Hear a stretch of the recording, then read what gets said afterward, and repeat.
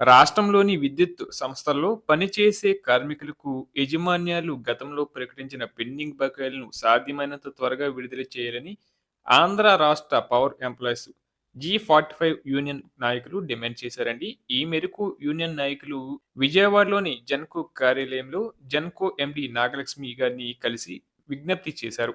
ఈ సందర్భంగా యూనియన్ నాయకులు మాట్లాడుతూ, గతంలో జరిగిన అనేక చర్చల్లో యాజమాన్యాలు కార్మికులకు లబ్ధి చేకూరుస్తూ అనేక ప్రకటనలు చేశాయని గుర్తు చేశారు.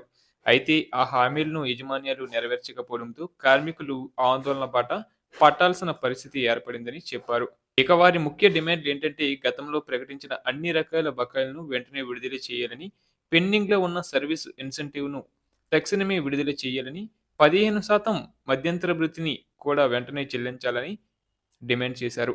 అలాగే విద్యుత్ కార్మికులు రాష్ట్రంలోని విద్యుత్ వ్యవస్థకు వెన్నెముక వంటివారు. వారు నిరంతరం కష్టపడి పనిచేయడం వల్లే రాష్ట్రంలో నాణ్యమైన విద్యుత్ సరఫరా సాధ్యమవుతుంది.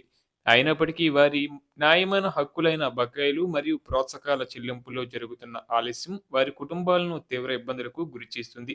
యాజమాన్యం తమ హామీలను నెరవేరిస్తే కార్మికుల్లో మరింత ఉత్సాహం పెరిగి అది సంస్థల ఉత్పాదకత మరియు పనితీరు మెరుగుదలకు దోహదపడుతుంది.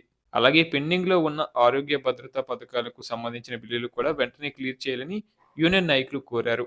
ఎండీని కలిసి విజ్ఞప్తి చేసిన వారిలో ఆంధ్ర రాష్ట్ర పవర్ ఎంప్లాయీస్ G45 యూనియన్ నాయకులైన గోపాల్ రెడ్డి, బాలకృష్ణ, కిరణ్ కిషోర్, సుధాకర్ రెడ్డి, ప్రవీణ్ కుమార్, శ్రీనివాస్ కోటేశ్వరరావు తదితర ముఖ్య నాయకులు పాల్గొన్నారు.